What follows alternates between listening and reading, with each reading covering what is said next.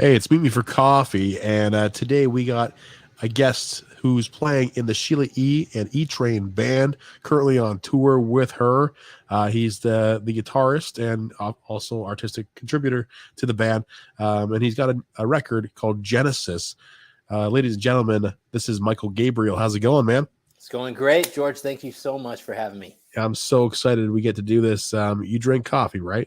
Of course I drink. Who doesn't drink coffee? Yeah. So what weirdos don't drink coffee? There's a lot of weirdos. There's Riggs from Rob Zombie who drinks tea only. So I don't know how he gets all his energy. Wow. How do you take your coffee? You know what? I'm one of those that enjoys the candy coffee. So hot chocolate, it's going in the coffee. Little caramel drizzle, it's going in there. Any oat sweetener, it's going in there. Creamer, it's going in there. So I do a little bit of adding the candy. If you want to wait at Starbucks on the side there where I just walk in and get my coffee in 2 seconds, more power to you, man. I know I went to a Starbucks a few months ago, and usually at that time it's never busy, right? And it was just packed. And so I walked in. I'm like, yo, can I get a coffee? Am I have to wait? She's like, no, you can have your coffee. Everybody else was waiting. They're getting all these candy coffees, like caramel macchiatos and whatever like that. It's like, your $8 coffee isn't really worth your time sometimes. But yes, I indulge. I'm one of those. But I have figured out a way to make a good cup of coffee at home with the cheap, $20 thing that you buy at the Target, right? The trick is you have to get the water hot first, pour it back in the machine, and then stir the grounds up. Okay. And then you get the most out of those beans. And then I'll add a little hot chocolate, to it. There you go. Man. You know what? Deal. Everybody's got their own way, right? And it's cool because this show enables us to learn what musicians like yourself and actors drink. So maybe one day I'll make a coffee book, and you guys will all be in it. Hey, sounds like a good idea. Many other shows that haven't aired yet, so I really encourage you all to kind of tune in as we unroll those. But let's talk about being on the road with Sheila E. and the E-Train band. How did this all start? I know you're very into Prince. I think you were saying in an interview prior to this that Prince is I think it's your parents met at a Prince concert. Yeah. And your favorite concert ever is Prince? Well, so my parents, for those that don't know, my mother met Sheila E. They're childhood friends. And so they met in the Bay Area. They grew up together. She became her lyricist and road manager. And then my father was personal security for Prince, and then ended up becoming his manager and president of Paisley Park. And my parents met and fell in love while on the Purple Rain tour. So kind of in a weird sort of way, I wouldn't even exist had it not been for that tour. So music has just always been a driving force in my life, from a very, very young age. And yes, Sheila E. and Prince have had a heavy influence in my life. They're my godparents. So music has just been at the core, the whole time. I started working with Sheila at about 16, 17 years old. I had graduated from audio school, and I gave her a call and I said, hey, I think this is what I want to do for my career. Can I just work at your studio, and be a fly on the wall? And she was very gracious, and she allowed me to come out there. I spent some time with her, and then her head engineer ended up leaving to go out on tour. And I had just graduated audio school, and I said, she asked me, do you know how to run any of this equipment here? I need somebody to kind of help run the studio. And I just raised I was like, I can do that, fresh out of school, super naive, and just had a really positive outlook on everything. And, she gave me a shot, and that turned into a whole career for me. It turned into me working with other artists, me eventually getting jobs in film and television. And, here I am touring as her lead guitarist for almost a decade. That's absolutely amazing, man. Yeah. And did you ever get a chance to play Prince's guitar, like the weirdly shaped one? You know what? No, I haven't. I haven't. I know there's a lot of replicas and whatnot out there. Maybe someday. Yeah, I tried ordering a replica a few years ago, and it was like I was about to check it out. And I was like, you know what? I'd rather have something that's kind of like almost like the real thing, right? Right. Yeah, Uh, there's a lot of replicas out there. Some better than it looks others. good on a wall. I'll tell Right. you that, but Yeah. yeah, it's so cool that your godparents are Prince and Sheila E. You have a record called Genesis. I went through today. Definitely all the reviews are actually exactly what I thought about how it sounded, right?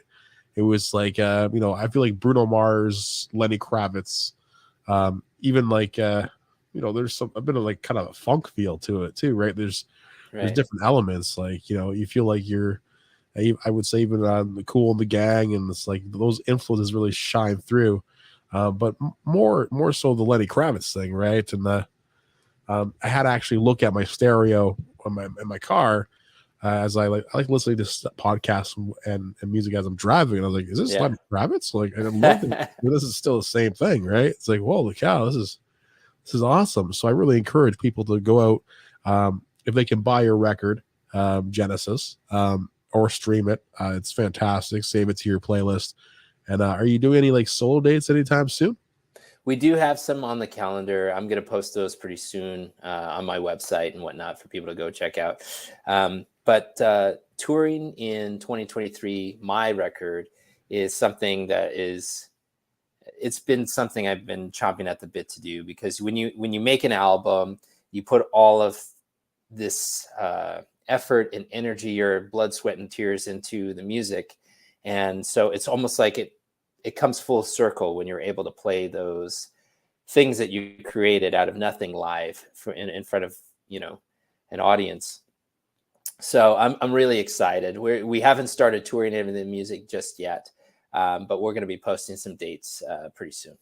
And you're obviously busy on tour, and you're a family man as well. You got 4 children at home. How old are they?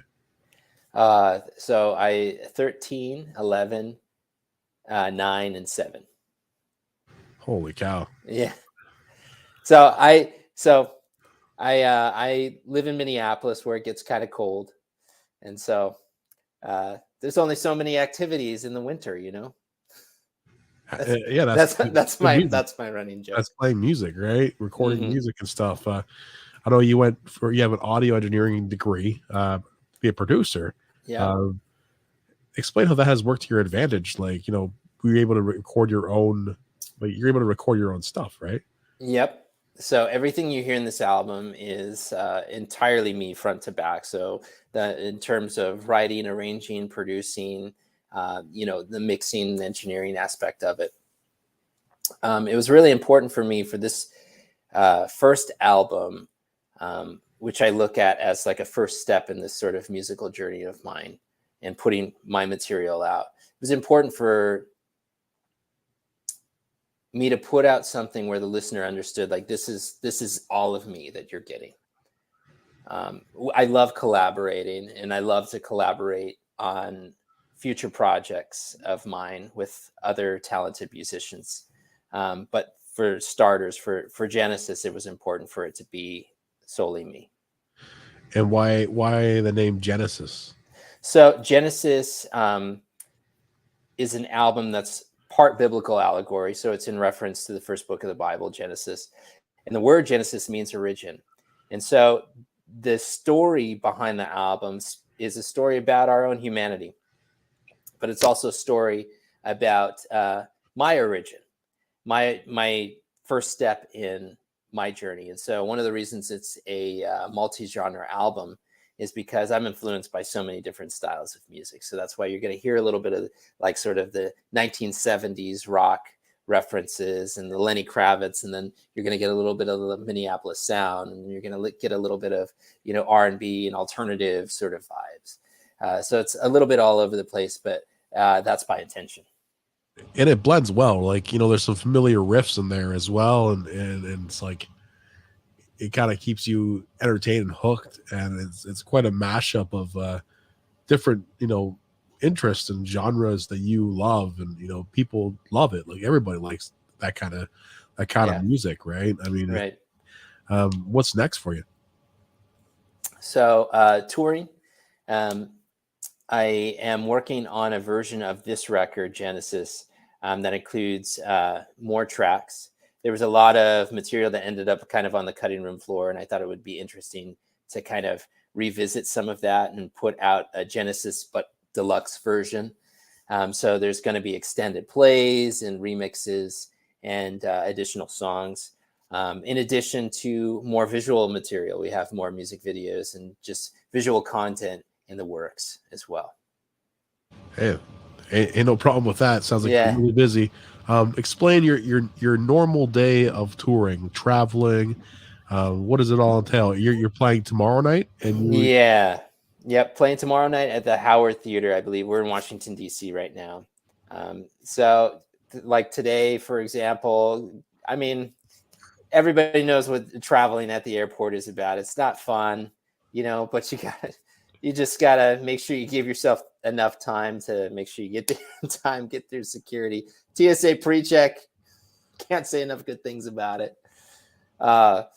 You get your bags, get to the hotel, make sure you get something to eat, run through the material once, whether it be in your head or with your instrument or whatever. Get the sound check set up. You're there all day. Bring your show clothes, hit the stage, do the show, get back to the hotel.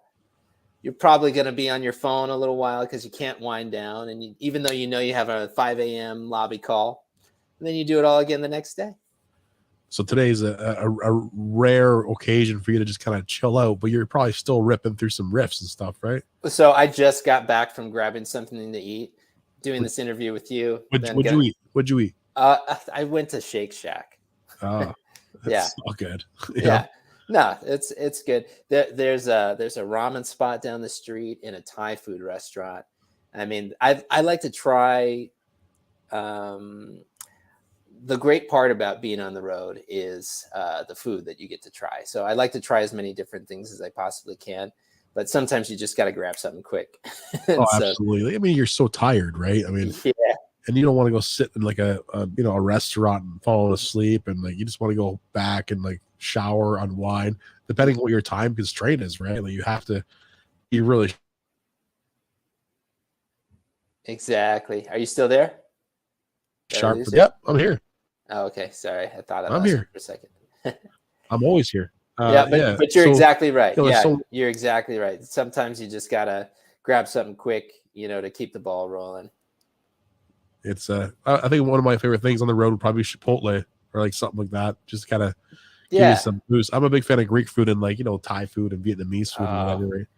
Yeah, there's some good spots all over North America for that. But some spots are overhyped and some spots are like the hole in the wall that's hit or miss, or it's see, the hole in the wall spots I feel like are the best ones. Yeah, those are the diamonds in the rough, the sort of hidden gems. So those are the ones I generally kind of go after. Yelp is a great friend on that front. Yelping, not helping. That's one of the best South Park episodes ever, where everybody's a food review person, and they leave bad reviews to get free food, and it's a big nightmare. You got to check that one out, man. Yelp definitely helps. We have TripAdvisor as well up here in Canada. I don't know if you guys have it down there. Yeah, I have that one.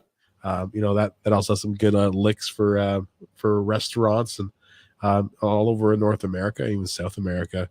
Man, it's been a pleasure speaking with you, man. It's going to be a very good year for you, and it's just the beginning. Thank you. Likewise. Thank you so much for having me. Best of luck in everything you're doing.